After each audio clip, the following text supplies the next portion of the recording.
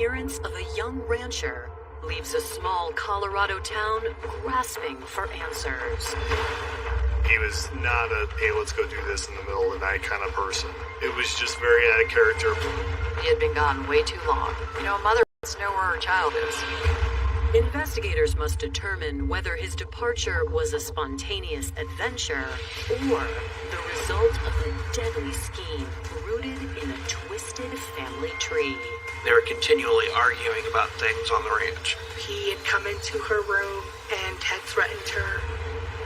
I'm scared for my son, my wife, and mine, and everybody else's future. We knew that we would need to involve a cadaver search. If she did it, she did not do it alone. It's not just me. Everybody believes you were involved. Fortunate for them. No, it's unfortunate for you. She made some implications that he had a pretty dark side. It was all about property, all about the ranch. My God, I wish I would have said something.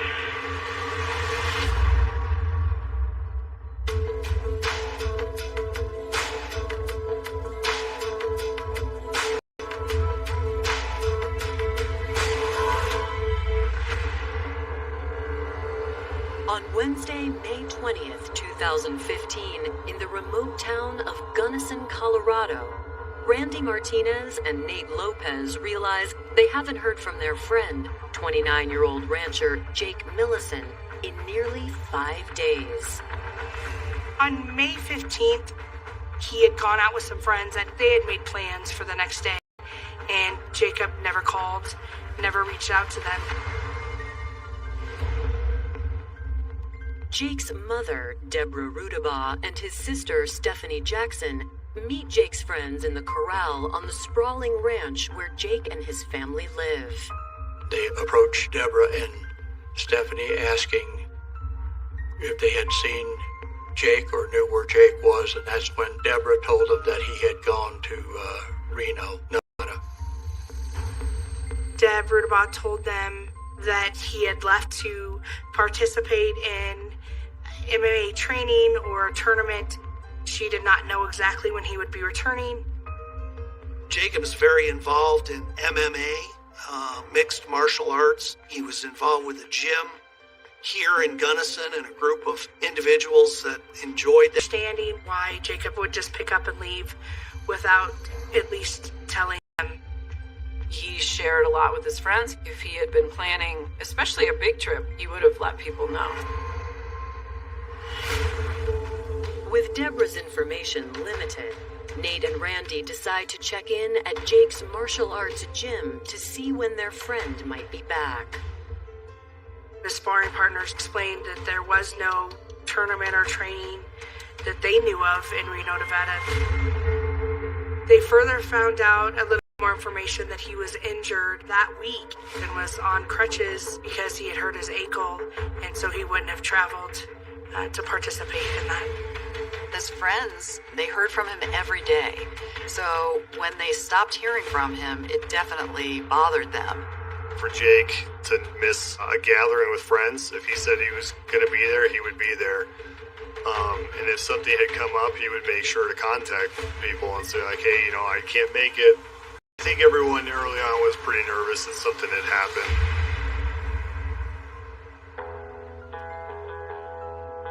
Jacob Millison was born on January 11th, 1986 in Colorado, just a year or so after his older sister Stephanie. Jacob's parents, Deborah and Ray Millison, had left Ohio for adventure out west in Gunnison County, Colorado. Gunnison is an extremely remote mountain community. We're about 3.5 hours from a major airport. A lot of our community makes a living through ranching or farming. For Deborah, the home in Gunnison was a lifelong dream come true. My sister, from the first time that we made a trip to Colorado with my parents when we were young, she fell in love with Colorado and ranches. And seeing horses run free, she was drawn to the Old West ideas.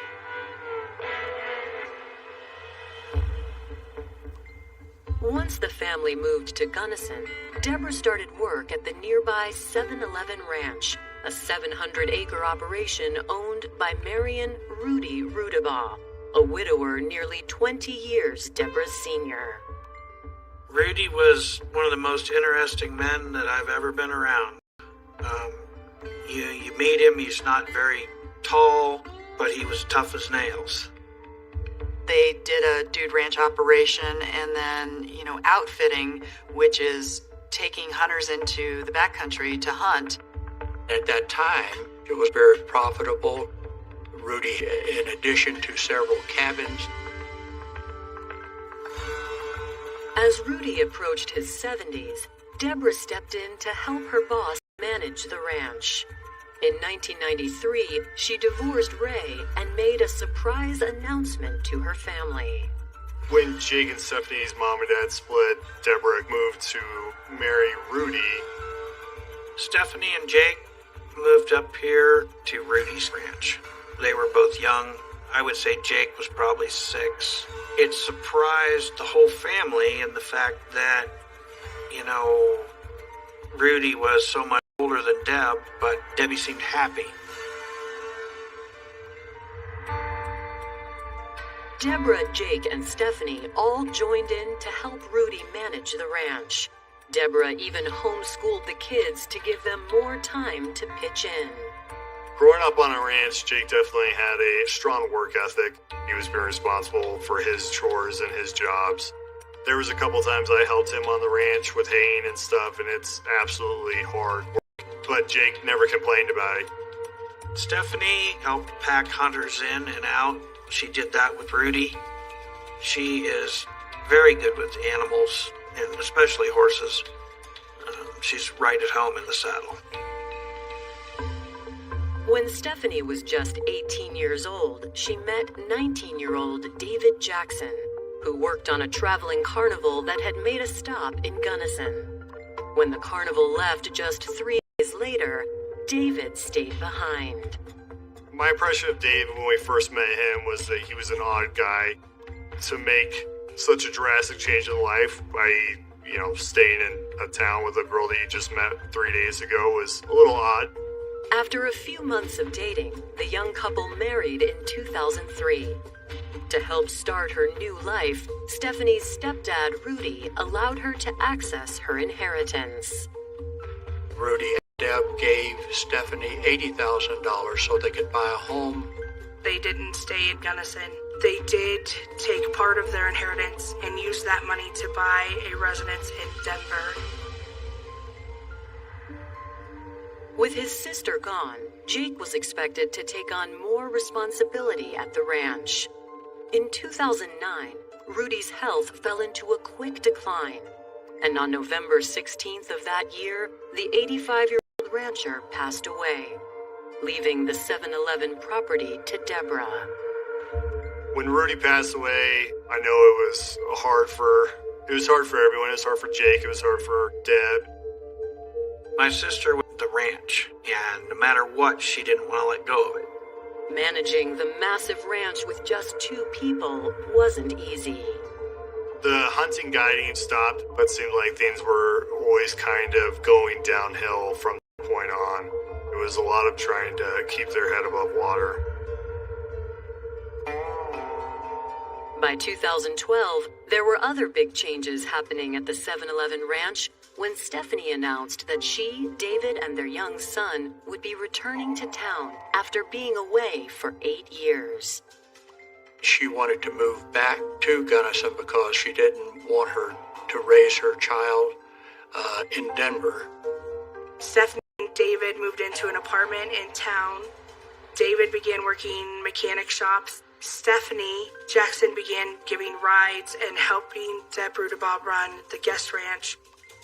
With another set of hands to help out at the ranch, it seemed like Deborah and Jake finally had a chance to return 7-Eleven to its former glory. Jake had talked that he would probably end up staying on the ranch and he'd probably end up working it. He wasn't always fond of that idea, but it's what he knew and it's what he did well. I think he always felt just strong ties to the ranch. which is why Jake's friends are worried when Jake vanishes from the 7-Eleven ranch in May of 2015. He was certainly not a spontaneous kind of person. It was just very out of character for Jake. All of these things raised more suspicion in their mind that something sinister had happened to Jake.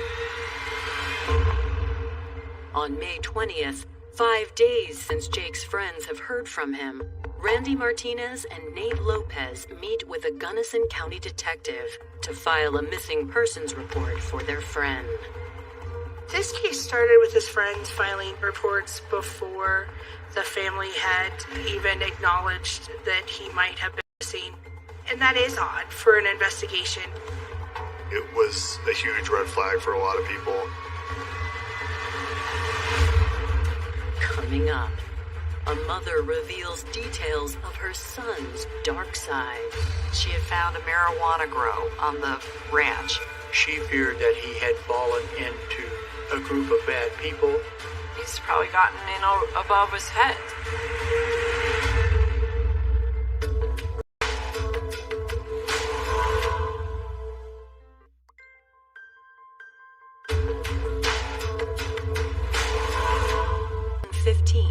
Randy Martinez and Nate Lopez have just filed a missing persons report for their friend and local rancher, 29-year-old Jake Millison. They reported to the sheriff's office that Jake had not been seen for about a week, and they were concerned about where he was at. Detectives agreed to go speak with Jake's mother, Deborah Rudibaugh, owner of the nearby 7-Eleven ranch. She didn't remember the last time that she'd seen Jake. She didn't remember what day it was. She informed law enforcement that Jacob had gone to Reno to participate in a training of some sort for MMA. He had a good reason why his friends couldn't get a hold of him. She said he dropped his phone in an irrigation ditch and on the way out of the house. And so that's why he wasn't able to answer his phone. Deborah showed them his phone. She had that in a plastic bag with rice to draw out the moisture in the phone. They are reassured by Deborah that Jake is fine. It's not unusual for Jake to take trips and be gone for a while. So at that point, that kind of puts law enforcement at ease that nothing unusual has happened to Jake. But with no trace of Jake over the next few weeks, concern spreads, and 2 other groups of Jake's friends file their own missing persons reports. It was a very unusual situation. The family was like, no, he's fine. He'll come back someday. He frequently leaves and comes back. That simply wasn't true, and the friends knew it. It was really his friends that were very concerned, and they're the ones that really pushed for more investigation. By August of 2015, now 3 months since Jake's disappearance, even Deborah Rudibaugh is beginning to express concern over her 29-year-old son's whereabouts. She had filed a missing persons report because he had been gone way too long. You know, a mother wants to know where her child is. It's interesting, though, because he disappeared in May, and she didn't file it until August. During the meeting, Deborah says that since joining the MMA gym in Gunnison, Jake had changed. Deborah Rudibaugh begins to describe Jacob as lazy on the ranch and not helping her as much. She said that she had found a marijuana grow on the ranch. Deb thought perhaps he was selling drugs. Deborah says that on May 24th, 2015, she and Jake had fought about his behavior. She reported that they had an argument over the direction Jake was taking with his life.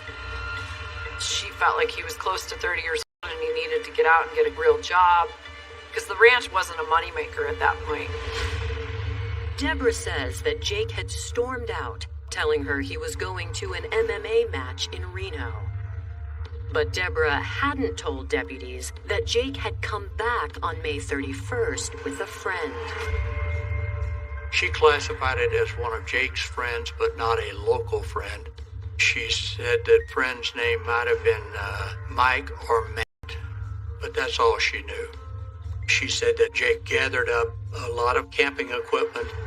Deb Rudibaugh made it clear that the supplies that Jacob took with him were for an extended period of time, that she was not expecting him back anytime soon, nor did she have any idea where he was at. But now that he's been gone for 3 months, Deborah says she fears the worst. She feared that he had fallen into a group of bad people. When they were asking her, so what do you think's happened to Jacob? And she said, well, I don't know. He's probably gotten in above his head somewhere. Despite Deborah's suspicions, investigators have no solid leads to uncovering Jake's whereabouts. They did put out an all attempts to see if any law enforcement agency had come into contact with Jake, either in Nevada or nationwide. No indication of any use of any credit cards, social security numbers, or anything like that. They just could not find a hit on Jacob throughout the country. 2 more months go by, and there is still no sign of Jake. Then, on October 15th, the Gunnison County Times runs an article about Jake's case, written by journalist Chris Rourke. I shared with the community the friend's concern about Jake's disappearance, but I also gave Deb's side of the story, and she claimed he was involved in drugs and had just run off in the middle of the night. Deb made some implications that could have led to his disappearances, and that he had a pretty dark side. Shortly after the article's release, Jake's friends were pretty upset. They insisted that what Deb Rudibaugh was telling was not the truth. The fact that Deb was portraying him as someone that's doing cocaine and drinking all the time, that's ludicrous. Anyone that saw him at the bars knew that he just drank a Coke. Jake's friends also tell investigators that when Jake first went missing, they created a Facebook group dedicated to finding him. Over the last few months, some disturbing stories about Jake's brother-in-law, David Jackson, have trickled in online. A couple weeks after Jacob's disappearance, David Jackson posted a picture of Jacob's Harley on Facebook. And that was a huge red flag. That Harley was his pride and joy. He did not let anyone else ride it, touch it, do anything with it. In this particular case, I think this is something that changed the direction of the investigation. We have facts like the motorcycle really make you think the family knows more than they're telling law enforcement. Coming up, detectives uncover a decade-long rivalry turned violent. Jake walked away from the altercation, but did file a restraining order. And a search warrant flushes an unlikely suspect out of the brush. It was at that point that she confessed.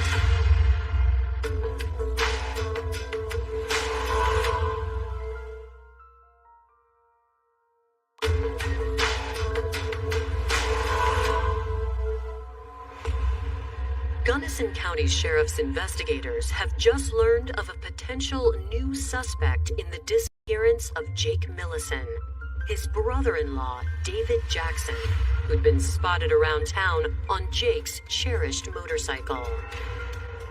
Given the information that had been provided to law enforcement that Jake had simply taken a trip, it made no sense that David would be using Jake's vehicles. Nobody got to get near the Sportster, and that was kind of like his baby and his prized possession. He wouldn't even let me touch that bike, so I can't imagine the person that he doesn't get along with would be allowed to write it and take pictures with it. Friends say that Jake and David's relationship only got worse when Stephanie and David moved back to Gunnison in 2012. Deb was going to leave that ranch to her grandson. Stephanie to move back onto the ranch, I believe. There was always a lot of tension between Dave maybe not doing his share of the work, or Dave not feeling that Jake was doing his share of the work. I know they were continually arguing about things on the ranch. Dave was trying to just take control and do whatever he wanted, and Jake was supposed to, be in charge of it. According to friends, the feud finally came to a head in the winter of 2012. Jacob Millison was plowing the snow on the ranch and had somehow blocked in David's vehicle, and an argument between the two of them started. Jacob describes the incident at that point as it got heated that David Jackson brandished a firearm to him in a threatening manner. Jake walked away from the altercation, but did file a restraining order on David. Jake had told his friends, if anything ever happens to me, look at my brother-in-law. Jake definitely thought he was in danger.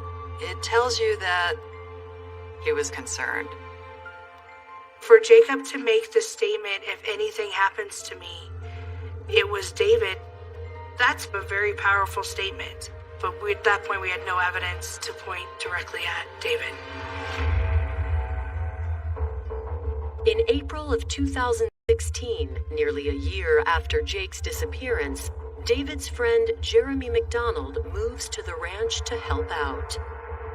I met Dave when we were 9 years old, and we just ended up being good friends. Dave sent me a message around the end of 2015. He started telling me, hey, you should move on out here, help us take over the ranch and get it going again. So I drove to Gunnison, Colorado, on the hope that we were going to be able to make something great. That same year, Deborah Rudibaugh receives a grim diagnosis. Deb had stage 4 breast cancer. The chances of her living a long life were not good. As the 7-Eleven Ranch prepares for a future without its matriarch, investigators work to ensure that Jake's whereabouts are uncovered in Deb's lifetime. Investigations like this take a great deal of time. The last time that Jacob Millison was seen alive was on the 7-Eleven Ranch. And when we got to the point that we were ready to search the property and we knew that that's what needed to be done, there was a search warrant great at that point. On July 17th, 2017, over 2 years since Jake was last seen alive, a team of local and state law enforcement arrives at the 7-Eleven Ranch. I'd say there's probably 7 different officers there. As we're walking up, I see investigators questioning Deb. The sheriff's office and CBI met with Deborah to advise her that we had a search warrant for the property. She first denies any knowledge that Jake is on the ranch. At that point, they explained to her that the cadaver dog teams would be brought in and that a full search would be done. And it was at that point that she confessed to killing Jacob. That was devastating. I just didn't know what to say, what to think. It's my nephew and that's my sister. It took me out at the knees. Deborah tells law enforcement that in the months before Jake's death, she and her son had fought about who would inherit the ranch. Deb had described that Jacob felt that the ranch was supposed to be left to him when Deb passed away. Jake felt like he had more of a claim to the ranch, especially since Rudy had given already a bunch of money to Dave and Stephanie to buy a house and continue to work on the ranch even when Steph was gone. Deborah says that by mid-May of 2015, their dispute took a turn in a terrifying new direction. They had gotten into some argument and Jacob was upset with her. He had come into her room and had threatened her and then had turned and left and went to bed. She had decided that night that it was either her or him. So she took her Lady Smith 357 Magnum, walked up the stairs when he was asleep, shot him in the head, and killed him.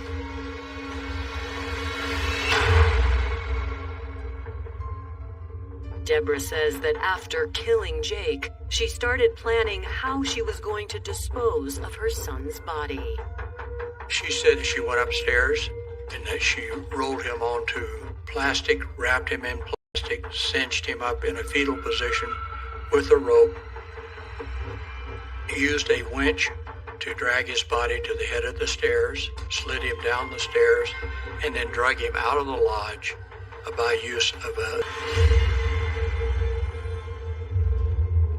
She just points over from the corral fence and says that's where he's at. They found Jacob's body about 6 feet deep in the corral. He was wrapped in plastic and a tarp. CBI agents and the Gunnison County Sheriff's Office continue their search of the property without arresting Deborah. Because of the speedy trial rule in Colorado, once a person is arrested, the time starts ticking in terms of discovery issues to defense, etc. We had more to gain by not arresting her and continuing to investigate than we did by arresting her and then having the speedy trial clock start running. It was unclear to us the extent of other people's involvement in both the murder of Jacob, but also the cover-up of evidence. We were highly suspicious of any and all information coming from Deborah Rudibaugh.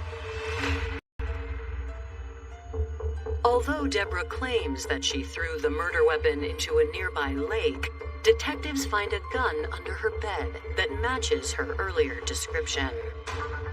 She talked about how she alone had removed Jacob's body from his bedroom where she had shot him.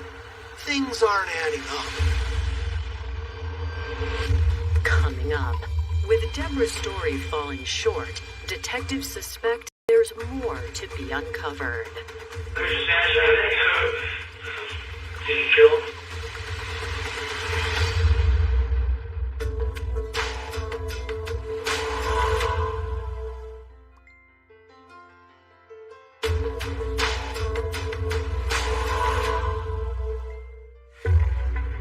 July 17th, 2017. Deborah Rudibaugh's confession of her son's murder has left investigators with lingering questions over whether or not she acted alone.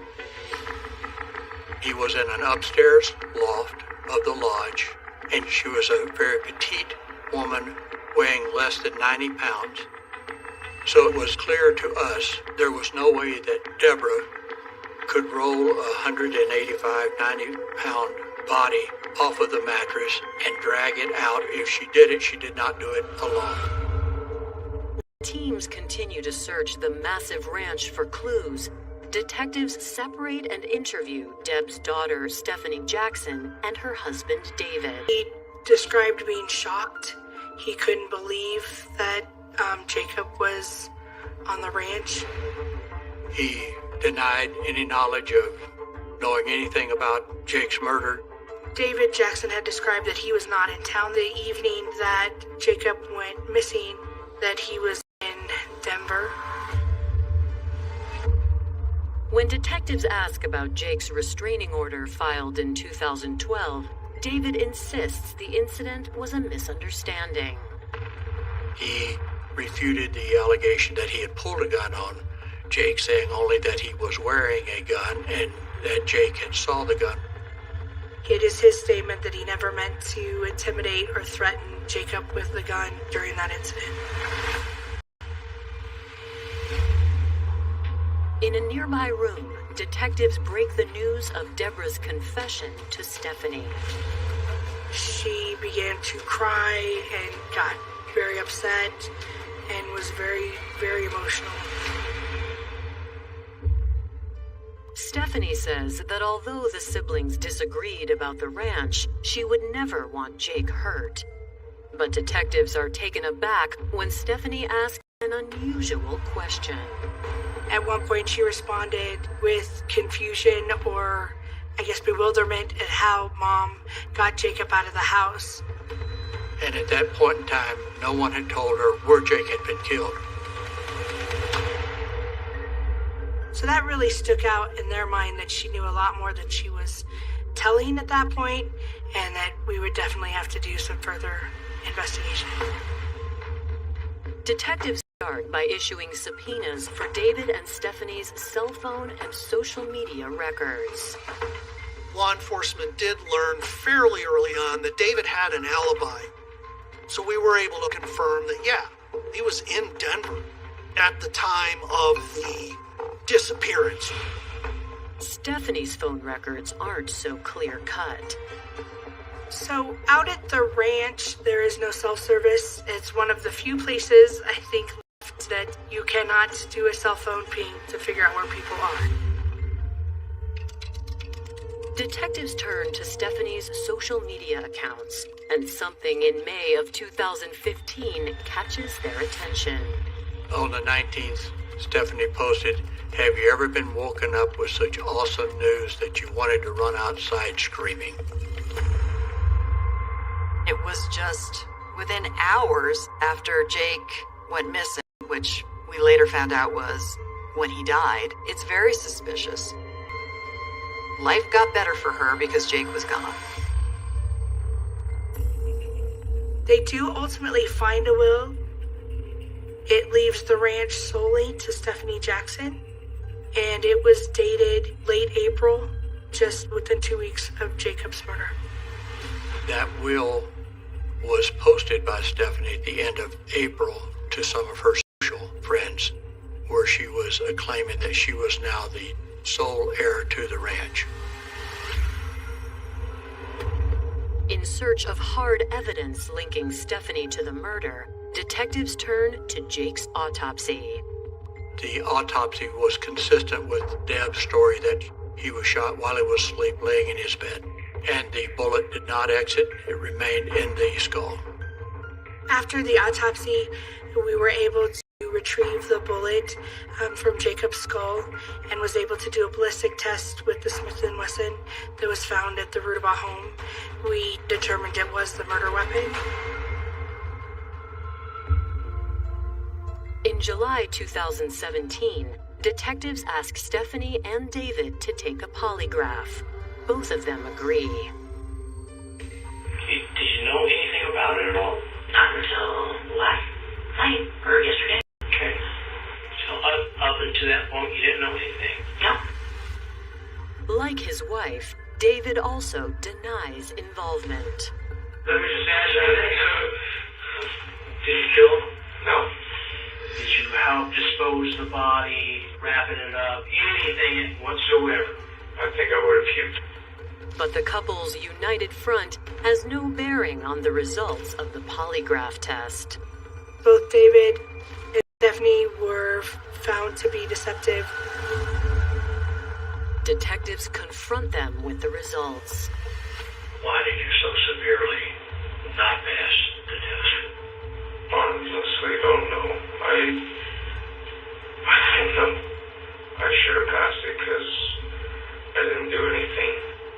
He stayed adamant the entire time, though. He had no idea that Jacob was going to be killed or exactly what took place. But he admits that he did know Jake was dead. In June 2017, he and his farmhand, Jeremy McDonald, had been working in the corral when they made a gruesome discovery. We were just cleaning out some of the corrals, and Dave was out on a skid loader, moving some manure, and Steph was back there with him, and well, I heard the skid loader shut down, and walked back there, and I could see basically the upper torso and rib cage wrapped in plastic. Steph turned to instant panic and started just kind of screaming, yelling, just cover it up, Dave, cover it up, and I'm going to call Mom. And she took off running into the house, and Steph comes back out maybe 10 minutes later. Just leave it alone, just leave it alone. Mom said it's a legal wild game that Jake shot like a bear. Mom just says it's a dead animal. Dude should cover it up. So that's exactly what I did. I just covered it up. You knew it was Jake in the manure pile. We were pretty dang sure of it. I don't know why I didn't say nothing. I knew I should have. I've had that gut feeling I should just say something. I'm scared for my son, my wife, and mine, and everybody else's future. By God, I wish I would have said something. David would not commit to who he thought killed Jacob. However, he was highly suspicious that Stephanie may have killed Jacob. It very quickly, to me, became apparent that Steph knew a lot more than she was letting me or Dave or anybody else know. Coming up, is Deborah taking the fall for her daughter? It was Stephanie who was in charge. Stephanie is the one who gave the orders. She was really the controlling force. I didn't know what to think. It was definitely uncomfortable.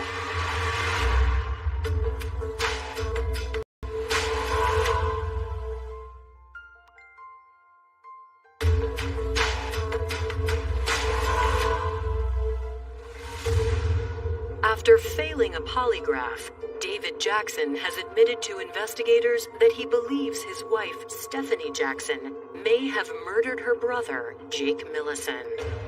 In another room, detectives confront Stephanie.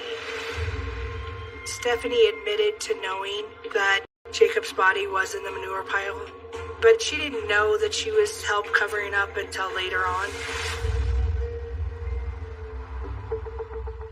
There's still something that you're not telling us.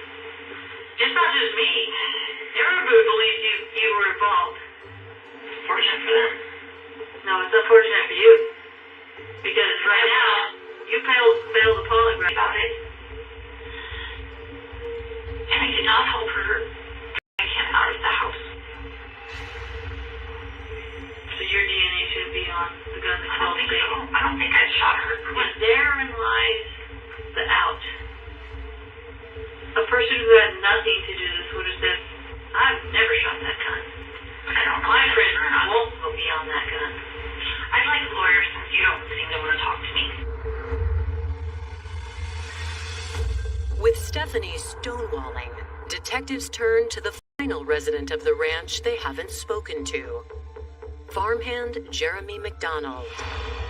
During our interview, McDonald was the one that gave us the dynamic of the family and basically told us that it was Stephanie who was in charge. Stephanie is the one who gave the orders. Steph would sit inside and tell everybody what to do. She wanted everybody else to do everything for her. So she was pretty controlling. Jeremy also confirms David's story about discovering Jake's body in the manure pile. Law enforcement asked him why he didn't come forward sooner with his belief that that was Jacob. Steph said, you can't ever leave now, right? And still, I didn't know what to think. It was definitely unnerving, uncomfortable. He was afraid of Stephanie, and so was David. David was afraid of Stephanie. In March 2018, with Jeremy's testimony, detectives arrest Stephanie, David, and Deborah, charging them with first-degree murder, abuse, misuse of a corpse and destruction of evidence. I think that they probably had this grand plan that with Deb being diagnosed with cancer, that she would be the one that did it, and she would just die in prison, and, Stephanie and Dave would have the ranch. Jake's murder happened because of greed and because of who was going to own the ranch. It was all about property, all about the ranch. Rather than face a trial, all three defendants agreed to plea deals. David enters an Alford plea and receives 10 years in prison for tampering with a human body. We just could not prove that he had much cover up. Deb Rudibaugh plead guilty to murdering Jacob. She also, of course, restated that Stephanie didn't have anything to do with the murder. Deb's sentencing was very cold. She never really talked about Jacob and who he was, or that she was remorseful. She was sentenced to 40 years.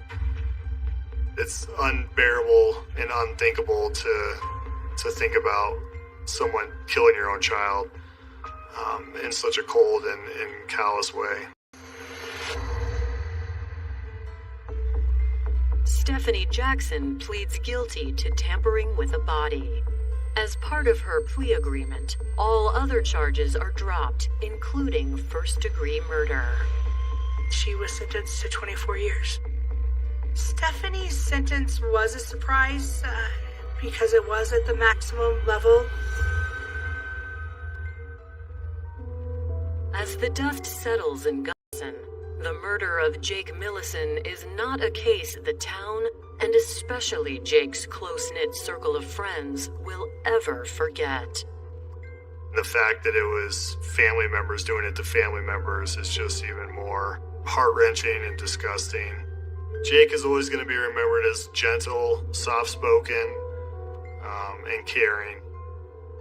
Jake's friends were the reason that the investigation happened. If it hadn't been for them, who knows? Who knows how long it would have taken before somebody realized that he was gone? Jacob's friends, they couldn't save his life, but they found him some justice.